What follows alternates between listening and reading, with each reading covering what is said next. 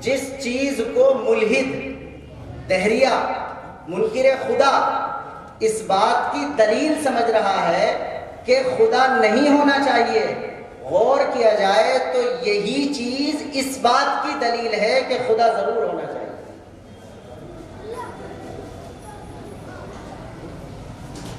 جو ہمارے طلباء ہیں وہ غور کریں، جس چیز کو منکر خدا اس بات کی دلیل سمجھ رہا ہے کہ خدا نہیں ہونا چاہیے یا خدا کی اس کائنات کو ضرورت نہیں ہے، دراصل وہی چیز اس بات کی دلیل ہے کہ اس کائنات کا کوئی نہ کوئی خدا ضرور ہونا چاہیے۔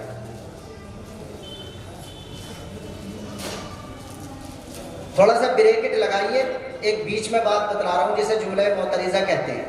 شرح عقائد پڑھی ہے ہم سب نے، اور شرح عقائد میں اسباب علم سے شروع میں بحث کی جاتی ہے، اور اسباب علم 3 بتلائیں۔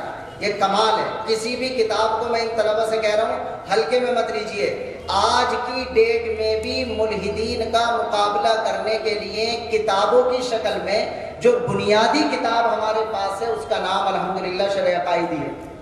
شرح عقائد ہی اگر صحیح کر کے مضبوطی سے آدمی پڑھ لے، سمجھ لے اور معاصر لہجے اور معاصر زبان میں تبدیل کر کے اس کی باتوں کو بتا سکے تو آج کی ڈیٹ کا بھی کوئی ملحد انشاءاللہ مدرسے کے مولوی سے پیچھا نہیں چھڑا سکتا۔ بس ضرورت ہے اس بات کی کہ ہم اپنے آپ کو اپڈیٹ کیا کریں۔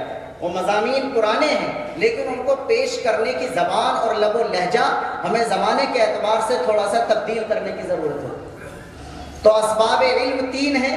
ایک ہے حواس، جس کو آپ مشاہدات و تجربات کہہ سکتے ہیں۔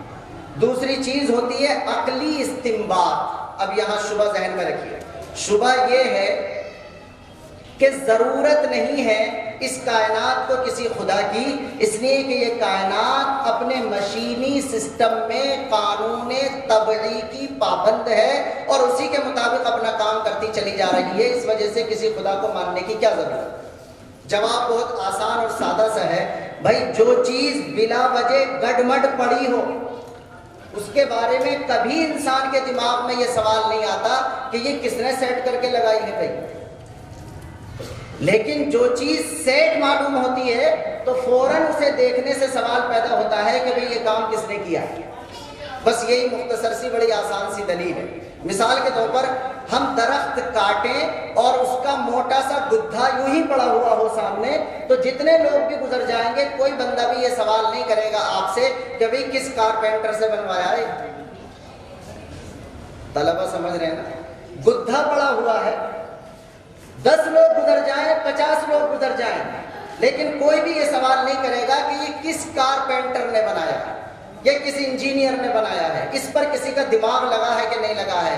لیکن وہی گدھا تختے بنے، چوبے ٹھکیں، سسٹم تبدیل ہو اور یہ ڈائس کی قسم کا بن جائے، میز کی قسم کا بن جائے، دروازہ بن جائے، چوکھٹ بن جائے، تو جو بھی ادھر سے گزرے گا فوراً ان کے ذہن میں اندر سے ایک سوال پیدا ہوگا جو انسان کے مزاج کا ہوتا ہے کہ بھئی کس سے بنوایا یہ میز کس نے بنائی ہے، یہ کون کارپینٹر ہے جس نے اتنا شاندار اس ڈائس کو یا اس میز کو بنایا۔ میں سمجھتا ہوں کہ میں اپنی بات پہنچا سکا کہ جس چیز کو ملحد اس بات کی دلیل سمجھ رہا ہے کہ یہ کائنات اپنے نظام کے تحت قانون طبعی کی پابند ہو کر چل رہی ہے، اسے کسی بنانے والے اور خدا کی ضرورت نہیں ہے۔ دراصل اس کائنات کا بندھے ٹکے قانون کے مطابق ہمیشہ سے چلتے چلے جانا بغیر کسی رد و بدل کے، یہی اس بات کی دلیل ہے کہ اس کے پیچھے کوئی دماغ ہے، اس کے پیچھے کوئی ارادہ کرنے والی ہستی ہے، اس کے پیچھے 3 لفظ بول رہا ہوں، اس کے پیچھے کوئی علم والی ہستی ہے، اس کے پیچھے کوئی قدرت والی ہستی ہے، اس کے پیچھے کوئی ارادے والی ہستی ہے۔ یہ تینوں صفات بھی شرح عقائد میں لکھی ہے تفتزانی۔ اس کے پیچھے کوئی علم والی ہستی ہے، اس کے پیچھے کوئی قدرت والی ہستی ہے اور اس کے پیچھے کوئی ارادہ کرنے والی ہستی ہے۔ اس کے علم، قدرت اور ارادے کا فیصلہ ہوا تب جا کر کے پورا کارخانے قدرت اور کائنات اسی کے بتائے ہوئے اور بنائے ہوئے اصول کے مطابق اپنا کام کر رہے ہیں۔ تو جس چیز کو آپ انکار خدا کی دلیل سمجھ رہے ہیں وہ حقیقت میں اثبات خدا کی دلیل ہے، انکار خدا کی دلیل نہیں ہے۔ اسے کہا جاتا عقلی استنباط۔ بات، اسے کیا کہا جاتا؟ عقلی استنباط